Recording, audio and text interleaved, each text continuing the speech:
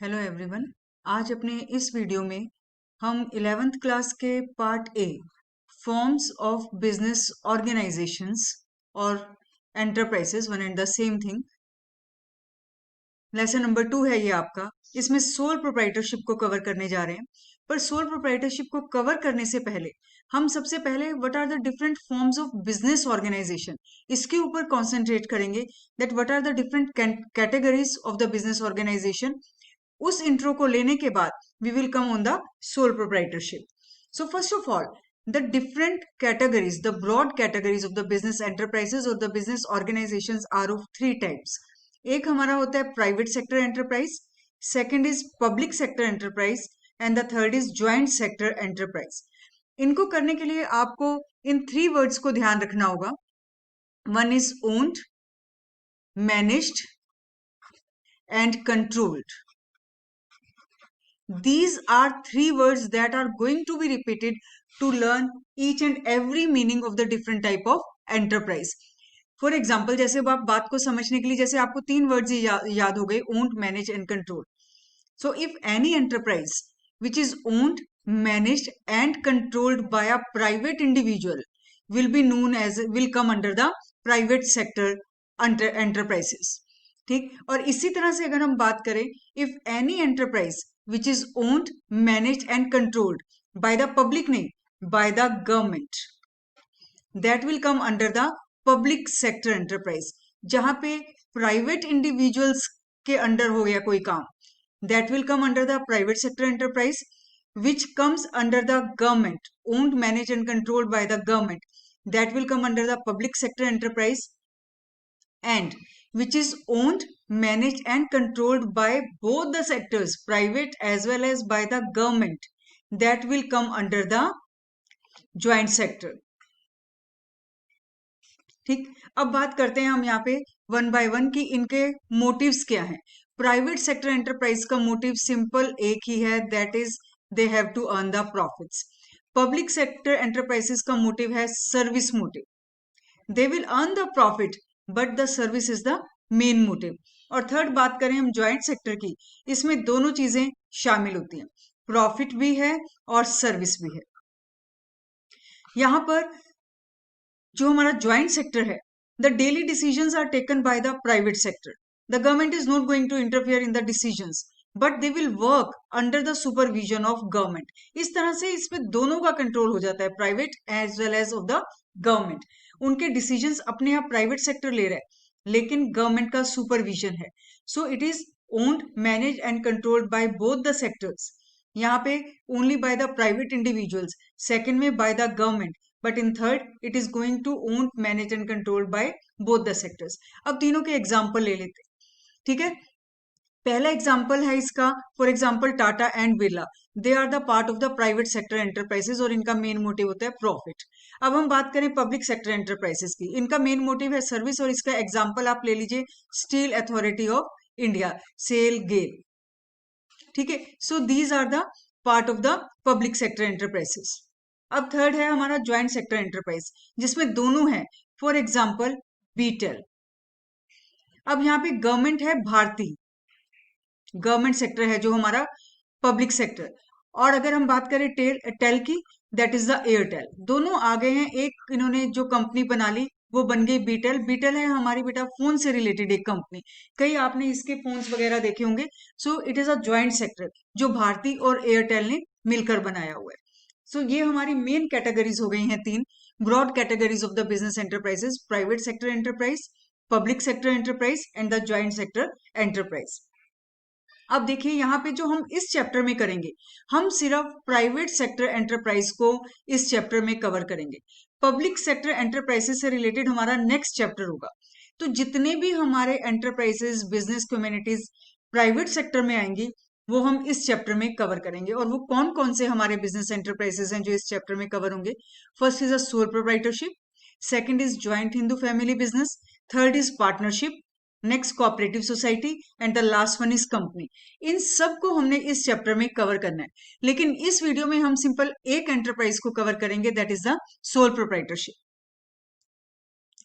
अब sole proprietorship को cover करने के लिए सबसे पहले इसका लीजिए what is the meaning of it? आप 3 वर्ड्स कर चुके हो, owned, managed and controlled. It is sole proprietorship. Sole means a single person is there. Proprietor का मतलब होता है जो ओनर है, जिसने पैसा लगा दिया, he is the owner. So if it is owned, manage and controlled by a single person, that is known as a sole proprietorship. इन तीनों का शॉर्ट में आपको मीनिंग बता देते हैं बेटा. ओनर कौन होते हैं? जिसने पैसा लगाया. मैनेज कौन करता है? जो डिसीजंस लेता है. कंट्रोल जिसके रूल्स एंड रेगुलेशन है, जिसने पॉलिसी बनाई. यहाँ पे इन तीनों का ही काम एक ही व्यक्ति कर रहा है, एक इंसान कर रहा है. Single person is going to do it. That's why it is known as a sole proprietorship.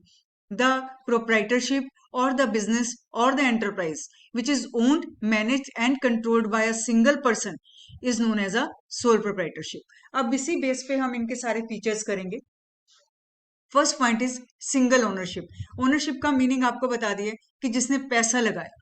So here the capital is supplied by a single person. जो हमने इन्वेस्टमेंट कर दी, जो उसमें फंड्स लगा दिए, those funds are known as a capital. So if here the funds are going to be invested by a single person, so the ownership it belongs to a single person only.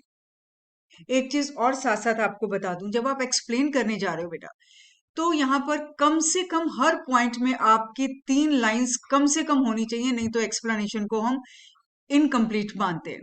तो यहाँ पे simple इतना कहने से बात नहीं करेगा that a single person is going to invest in it, so the single ownership is there. थोड़ा सा इसको आप एलेबोरेट कर दोगे.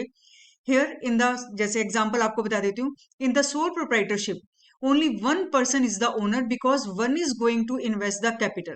No other person is allowed to invest in it because it is a sole proprietorship.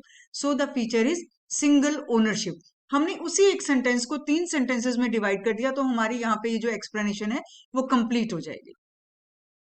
Second is formation and closure.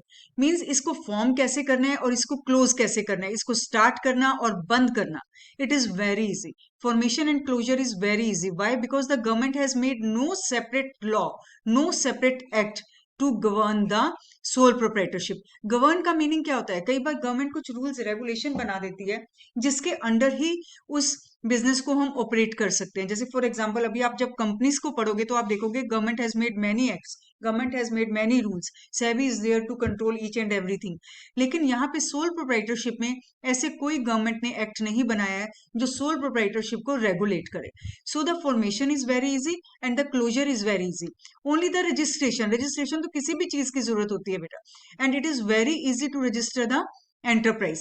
Only the registration is required and that can be done very easily. और कुछ हमारी चीजें ऐसी होती हैं जहां पे licence लेना पड़ता है, that is a exceptional case. So the formation and closure is very easy. Next बात करते हैं अनलिमिटेड लाइबिलिटी की. ये पॉइंट ऐसा है जो आपको हर एंटरप्राइज में लर्न करना होगा, तो इसलिए आपको ये समझना बहुत जरूरी है और बहुत इजी भी है. जैसे आप एग्जाम्पल से ही इसको स्टार्ट करो. फॉर एग्जाम्पल हमारी बिजनेस एसेट्स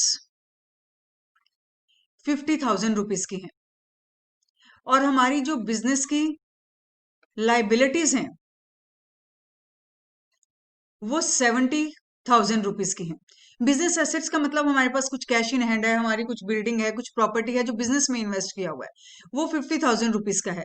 लेकिन लाइबिलिटीज जो हमने बाहर वालों को पैसा देना है, हमने कुछ परचेज किया उसका अमाउंट देना है, कुछ बिल्स हैं जो वो पे करने हैं, तो वो 70,000 रुपीज की हैं. अब अनलिमिटेड लाइबिलिटी का मीनिंग क्या होता है? If the business assets are not enough to meet the business liabilities, then the personal property of the businessman can also be taken to meet the business liabilities. यहाँ पे जैसे अगर हम सारी बिजनेस एसेट्स को ले लें तब भी बिजनेस लाइबिलिटीज को मीट नहीं कर सकते, तब भी 20,000 रुपीज उसके रह जाएंगे. ये 20,000 रुपीज कहाँ से लेंगे? It will be taken from the personal property of the businessman. उसकी जो अपनी पर्सनल प्रॉपर्टी है, कुछ अपने घर की सेविंग्स होंगी, कुछ घर की प्रॉपर्टी है, उसको सेल करके इस 20,000 रुपीज की लाइबिलिटीज को मीट किया जाएगा. This is known as the unlimited liability. ठीक. It means if the business assets are not enough to meet the business liabilities, then the personal property of the businessman can also be used to meet the business liabilities. ठीक है. अब इससे related एक और आपकी query यहीं पे satisfy कर देते हैं.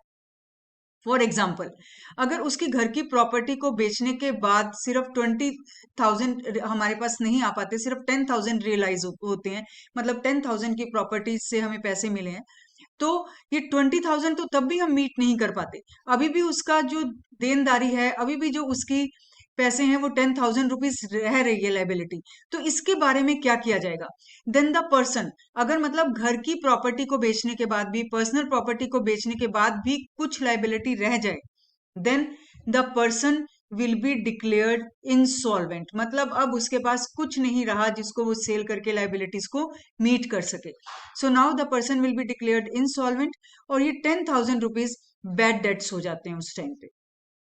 ठीक है, लेकिन आपके सिलेबस में अभी इतना ही लर्न करना आपके लिए सफिशिएंट है, that the if the business assets are not enough to meet the business liabilities, then his personal property can also be taken to meet the business liabilities. इतना आपके लिए सफिशिएंट है, और साथ में एग्जाम्पल दे देना, sufficient explanation will be there. Next बात करते हैं हम individual risk bearing and profit recipient. ये दो पॉइंट्स हैं बेटा, अगर आप ध्यान से देखो। एक तो है रिस्क बियरिंग, मीन्स अगर लॉस हो जाए then it belongs to a single person only. No one is coming to share the loss. और इसी तरह से नेक्स्ट पॉइंट है, अगर प्रॉफिट होगा, he will be the single person to enjoy the profits also. Single ही risk bear करेगा और सिंगल पर्सन ही प्रॉफिट का रेसिपिएंट बनेगा, right? So this is the feature of the sole proprietorship, कि अकेले ने ही रिस्क बियर करना है, और अगर उसने रिस्क प्रॉपरली बियर कर लिया, उसके एफर्ट से कुछ प्रॉफिट आया, then he will enjoy it also single handedly. Next point है वन मैन कंट्रोल। कंट्रोल का मतलब डिसीजन कौन ले रहा है, कौन रूल्स एंड रेगुलेशन बना रहा है। Here all the decisions are taken by a single person because single owner is there, right? But if he needs some help, then the help can be taken by employing some person. वो किसी को employ कर लेगा, but he will be known as the employee. जिसको उसने employ किया वो employee होगा, वो उसकी help करेगा। The person is not going to take the decision. This employee cannot take the decision. So the control, all the control remains in the hand of a single person. क्योंकि owner एक है, उसने अपनी help के लिए किसी employ को तो रख लिया है, but that employ can not be the owner, so the control remains in the hand of a single person, so all the decisions will be taken by a single person. Next is no separate legal entity. अब ये point बहुत simple है, लेकिन आपको थोड़ा सा confuse करता है। यहाँ पे दो लोग हैं, दो एंटिटीज हैं, वन इज बिजनेस और दूसरा है business man. So in the eyes of law, the business and businessman, it has a single entity. These are not two different entities. The existence of business and businessman is same in the eyes of law. इसका दूसरे अगर मैं आपको simple words में समझाने की कोशिश करूं कि what is the meaning of the same identity, same entity, same existence, legal का मतलब होता है in the eyes of law, how it is having the same existence in the eyes of law, why they are not considered two separate persons, because whatever is happening in the business, the businessman is responsible for that. For example, अगर business में कुछ गलत हो तो businessman ये नहीं कह देता दैट कह सकता that I am not responsible what is happening in my business. If any wrong decision is taken, if any illegal task is going to happen in the business, then businessman will be held responsible for that. So in the eyes of law, these two things, the identity of existence of the business and businessman is one and the same thing. Law consider no difference in the existence of the business and the businessman. Next point है lack of business continuity. Here the life of a business is very less. Continuity cannot be ensured. Why the continuity cannot be assured? Because the life of business depends upon the life of the businessman. If the businessman fell sick due to any reason, he cannot continue the business. He becomes sick, he becomes incompetent, he dies, he does not want to run the business, right? तो क्या होगा? Business अपने आप close हो जाएगा, बंद हो जाएगा, because the life of the business depends upon the life of the businessman. अगर बिजनेसमैन बिजनेस कर रहा है तो बिजनेस चलता रहेगा, but if something happens to the businessman, then the business continuity is directly affected. So the lack of business continuity is always there in the sole proprietorship, क्योंकि एक owner है, अगर उसको कुछ भी हुआ तो directly business is affected. Next point is small size. Business किस लिए स्मॉल साइज का है? One is due to capital and the next is due to ability. Every person who is running the business have some limited capital. उसके पास अपना कुछ limited finance है जो उसने लगा दिया। अगर यही पार्टनरशिप होती तो दो लोग पैसा लगाते, दो से ज्यादा लोग पैसा लगाते, तो कैपिटल ज्यादा हो जाती। But here only single owner is there, so that's why the capital will be less. अब इसी के साथ बात करो लोन रेजिंग कैपेसिटी की। एक, what is the loan raising capacity? अगर हमने बिजनेस में ज्यादा पैसा लगाया है, then the loan raising capacity will be more. जितना more is the investment, more is the easy to get the loans from the market, because the owned capital is a base for taking the loans from the market। अगर हमारी owned capital ज्यादा लगी हुई है तो जो outsiders हैं उनको हमारी क्रेडिट वर्दीनेस का पता है। दे फील कि हम लोग, हमारे पास ओन्ड कैपिटल है, हम आराम से लोन की वापसी कर सकते हैं। So more is the owned capital, more easy to raise the loans from the market. यहाँ पर हमारी कैपिटल ही लिमिटेड है, इस वजह से लोन रेजिंग कैपेसिटी भी लिमिटेड हो जाती है। जितनी ज्यादा कैपिटल होगी उतनी ज्यादा लोन रेजिंग कैपेसिटी हो जाती है। So here one reason is that the capital is less, so that's why the business will always be of the small size. And the second reason is less ability. Here a single person is going to deal with all the things. He is going to invest the capital, he is going to take the decision, he is going to purchase the goods, he is going to produce the goods, he is going to sell the goods, he is going to bargain, right? So everything depends upon a one person, and every person has a limited liability, limited ability. So that's why he can deal only with the small size of business. तो ये सारे हमारे features हो गए हैं। और अगर आपको ये फीचर्स क्लियरली हो, आपको समझ आ गए हैं, then it is very easy to do the advantages and disadvantages, क्योंकि सारे एडवांटेज और डिसएडवांटेज इन फीचर्स पे डिपेंड करते हैं। Now come to the advantages of sole proprietorship. First point is quick decision, because the owner is one. आपने किया है ये फीचर में single ownership, right? So single ownership means एक ओनर है, so that's why he will take the decisions very quickly. If any opportunity is there in the market, कहीं पे demand बढ़ने जा रही है, बहुत इजीली वो फटाफट, उसको किसी से कंसल्ट नहीं करना, अगर उसे लगता है कि डिमांड इंक्रीज होने जा रही है, वो गुड्स को अरेंज करेगा so that he can sell, he can increase the sale. अब उसे अगर किसी को कंसल्ट करना पड़ता, किसी से कुछ परमिशन लेनी पड़ती, then definitely is not able to take the quick decision. But here single ownership is there, no consultation with anybody, so he can take the quick decision, he can encash the opportunities, he can increase the sale, he can increase the profits. So second point is that it maintains the secrecy, confidential रख सकते हैं अपने सारे जितने भी उसके secrets हैं। क्यों? Because he is going to take the decision by his own ability, right? और उसे किसी के साथ कुछ भी शेयर करना नहीं है, उसने अपने आप डिसीजंस लिए, उसके कुछ ट्रेड सीक्रेट्स हैं कि कहाँ से उसने पैसा लिया, कहाँ पे वो लगा रहा है, किस तरह से वो डील कर रहा है, that how what are the policies by which every person is going to be satisfied.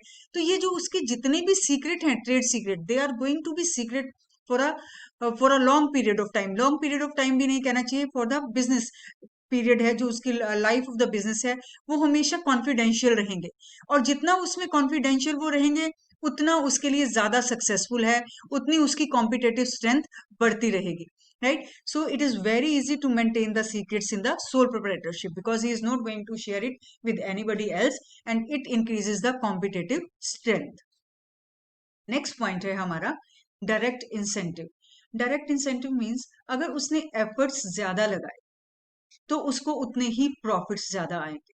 जितनी ज्यादा एफर्ट्स उतना ज्यादा प्रॉफिट, और वो प्रॉफिट भी उसका अपना, वो किसी के साथ शेयर करने नहीं जा रहा है। तो यहाँ पे उसके लिए वो डायरेक्ट इंसेंटिव का काम करते हैं। आप अपना ही एग्जाम्पल ले लो, आपने मेहनत की, आपके मार्क्स ज्यादा आ गए, तो वो क्या होगा उससे, वो आपके लिए इंसेंटिव का काम करेंगे। आपको लगेगा कि हाँ, पढ़ने से मेरे नंबर आते हैं, तो आप और मेहनत करेंगे। So the same is there in the sole proprietorship. Profits work as a direct incentive. वो एफर्ट्स डाल रहा है, प्रॉफिट्स आ रहे हैं, और प्रॉफिट्स उसके लिए इंसेंटिव का काम कर रहे हैं, एनकरेजमेंट का काम कर रहे हैं। Next point is sense of accomplishment. Accomplishment means self confidence आया। सेल्फ कॉन्फिडेंस से बढ़कर होता है ये accomplishment, ये होती है अचीवमेंट की एक फीलिंग। ठीक है, आप 11th में हो, 10th में आपके मार्क्स अच्छे आए, आपने ए ग्रेड आपको मिला, आपको ए प्लस मिला, आपके 95% आए, 75% आए, आपने जितनी मेहनत की अगर उसके हिसाब से आपको मार्क्स मिल गए, that gives the sense of accomplishment, yes I achieved something, right? So that feeling of achievement one person can feel in the sole proprietorship, because he is the single owner, he is going to bear the risk, he is going to take all the decisions himself, and when after bearing so much risk, after putting so much efforts, when he achieves something, when he gets the profit, then it gives them a sense of accomplishment, achievement. Next point is easy to form and dissolve, ये हम कर चुके हैं उसमें features में। It is very easy to start and stop the business, why? Because no separate act is made by the government. ठीक है, so he very easily he can start the business, very easily when he is not intended, when he is not wishing to continue it, he can stop the business, he can close the business. तो ये हमारे हो गए हैं बेटा advantage. Now come to the next point. What are the demerits of sole proprietorship? First point is limited resources, ये हमने features में किया है। ठीक है, जहां पे हमने कहा था कि हमारा बिजनेस स्मॉल साइज का होगा, वही पॉइंट है यहाँ पे कि उसकी ओन कैपिटल भी लिमिटेड है, क्योंकि वो सिंगल ओनरशिप है, एक पर्सन की हमेशा जो कैपिटल है वो लिमिटेड रह जाएगी। और जब उसकी कैपिटल अपनी लिमिटेड है, then definitely the loan raising capacity will also be limited. अगर फॉर एग्जाम्पल एक की 50,000 उसने अपना बिजनेस में लगा रखा है, तो इसी बेस पे उसे मार्केट से लोन मिलेगा, इसी का कुछ परसेंटेज लोन की तरह से मिलेगा। लेकिन अगर यही पार्टनरशिप होती, दो लोगों ने अगर इसमें पैसा लगाया होता, तो उसकी ओन कैपिटल 1 लाख हो जाती और उसको लोन भी 1 लाख के हिसाब से मिलता। तो ये एक इसकी ड्रॉबैक है, एक डीमेरिट है, एक लिमिटेशन है, दैट उसकी अपनी अपनी कैपिटल भी यहाँ कम रहेगी और उसकी वजह से उसकी लोन रेजिंग कैपेसिटी भी कम रहेगी। अब जब हम यहाँ बात कर रहे हैं तो एक चीज और समझा दूं, एग्जाम्स में बहुत बच्चों की मैंने ये चीज देखी है, डीमेरिट्स ही होती हैं आपके ड्रॉबैक्स। आप में से 90% बच्चे ठीक करेंगे, सबके लिए नहीं है, वही है ये डीमेरिट्स, उसी को हम कहते हैं डिसएडवांटेज और इसी को हम कहते हैं लिमिटेशंस। कुछ हमारे 2 to 4% बच्चे होते हैं जो लिमिटेशन वर्ड से कंफ्यूज हो जाते हैं, ये सिर्फ उनके लिए इंस्ट्रक्शन है दैट लिमिटेशन और demerits are one and the same thing. तो first limitation is it is of small size और द लिमिटेड रिसोर्सेज। हमारा नेक्स्ट पॉइंट है लिमिटेड लाइफ ऑफ बिजनेस, ये पॉइंट भी हम फीचर्स में कर चुके हैं, जो हम वहां पे उस पॉइंट था ये बिजनेस कॉन्टिन्यूटी, सेम पॉइंट है ये, बिल्कुल उसी तरह से लिख दीजिए। Here the business continuity can not be assured, why? Because if something happens to the businessman, then the business life of business will always be at stake. If he dies, if he becomes insolvent, if he becomes sick, if due to any reason he does not want to run the business, then the business will come to an end. So the life of business depend upon the life of the businessman, so business continuity cannot be assured. Next point है unlimited liability, ये point भी हम अपने features में कर चुके हैं। वहां एग्जांपल आपको दिया था कि उसकी बिजनेस एसेट्स हैं 50,000 की, बिजनेस लाइबिलिटीज हैं 70,000, बस वही एग्जांपल यहाँ पे भी चल जाएगा, वही एक्सप्लेनेशन चलेगी that if the assets are not enough, business assets are not enough to meet the business liability, then his personal property can also be taken. It means his personal property is always at stake. That is the drawback of that is the limitation of the sole proprietorship. Next point is limited managerial skill. Here, every person, every single individual has limited skills. But in sole proprietorship, he is going to do all the type of tasks. He is going to invest money. He is going to take the decisions. He is going to deal with the customers, right? He is going to deal with the suppliers. So all these abilities cannot be there in the single person. हो सकता है उसे ये समझ आता हो कि मुझे कहाँ इन्वेस्ट करना है जहां से मुझे ज्यादा रिटर्न्स आए, लेकिन उसको बार्गेन करना नहीं आता, ना कस्टमर से और ना सप्लायर से। हो सकता है उसे अच्छे डिसीजंस लेना आता हो, लेकिन उसकी सेल्स की जो एक एबिलिटी है वो उसमें ना परसिस्ट करती हो। और अगर उसमें सेल्स की एबिलिटी है, उसके डिसीजंस अच्छे हैं, पर उसे ये ना समझ आता हो कि मुझे इन्वेस्ट कहाँ करना है, so one person can not be a good one person cannot be good in all the type of task, but here he has to do all the task because he is a single owner. He is going to do all the types of jobs in a single business. So that is the another disadvantage of the sole proprietorship. पहली बात तो उसके resources कम है, ना अपनी capital उसकी ज्यादा होगी, ना लोन रेजिंग कैपेसिटी। और सेकंड बात, लाइफ ऑफ बिजनेस भी उसकी कम रहेगी, business continuity can not be assured, liability unlimited है, so his personal property will always be at stake, और managerial skill will be limited because he is going to deal with all the type of task, but he can not be good in all the task. अब हम next slide में देखेंगे कि sole proprietorship की suitability कहाँ पे है। इसको हम एज ए कंक्लूजन भी शो कर सकते हैं। सोल प्रोप्राइटरशिप सिर्फ वहां पे सुटेबल रहेगा जहां पर पर्सनल अटेंशन की जरूरत है कस्टमर्स को। मीन्स कस्टमर्स को, वो कस्टमर्स ये चाहते हैं कि उनकी जरूरत को समझा जाए, उनकी डिमांड को समझा जाए और उसी के हिसाब से उनको गुड सप्लाई की जाए। और उस बिजनेस में कैपिटल की ज्यादा जरूरत नहीं है, लिमिटेड फाइनेंस की जरूरत है और पर्सनल अटेंशन की जरूरत है। तो अगर ये दोनों चीजें मैच कर रही हैं तो soul proprietorship is the best one. For example grocery shops, आप किसी भी ग्रोसरी के शॉप से के पास जाते हो तो शॉपकीपर जानता है कि आपको कैसा सामान चाहिए, कैसी क्वालिटी चाहिए, तो वो आपको आपके हिसाब से आपके प्रोडक्ट्स दिखाता है। आप टेलरिंग शॉप पे जाते हो, उसको मालूम है कि आप किस तरह का फैशन पसंद करते हो, आपको वो अपने आप कहता है कि हाँ मैं समझ गया आपको क्या चाहिए, मैं उसी तरह से आपके क्लोथ सिल दूंगा। So next is health clinics. तो यहाँ पे हर एक को पर्सनल अटेंशन चाहिए और कैपिटल की ज्यादा जरूरत नहीं है। So in such type of business, for example आप बेकरी की बात ले लीजिए, बेकरी में भी पर्सनल अटेंशन चाहिए, कस्टमर्स की क्या क्या डिमांड है, किस जगह पर क्या चीज ज्यादा सुटेबल है। तो उस तरह से जहां पे कस्टमर्स को पर्सनल अटेंशन चाहिए और कैपिटल लिमिटेड चाहिए, then the sole proprietorship will be the best one. एक बीच में हमारे यहाँ पे एक कोटेशन भी आ जाती है, एक वर्डिंग है that if a person is able to deal with all the things, he can do all the decisions, he can take all the decision, he can deal with all the complexity, then the sole proprietorship is the best। उस wording का meaning ये है कि if he can deal with all the complexity, he can take all the right decision, then sole proprietorship is best because freedom is there, no interference is there, he can encash the opportunities, he is going to enjoy the profits himself। तो जो sole proprietorship is the best enterprise if he can take all the decision, he if he is mature enough to deal with all the problems.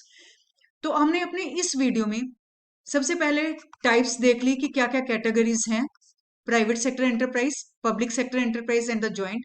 फिर उसके बाद private sector में हमने देखा कि कितनी तरह की हमारे एंटरप्राइजेज हैं और उसमें से हमने सोल प्रोप्राइटरशिप को कवर किया, इसमें उसके features, meaning, advantage and disadvantages, और साथ में हमने कवर किया उसके सुटेबिलिटी को, और इसको हम एज अ कंक्लूजन भी कह सकते हैं बेटा। तो नेक्स्ट वीडियो में हम लेंगे अपना नेक्स्ट टॉपिक, मिलेंगे नए टॉपिक के साथ नई वीडियो में। Thanks to all of you.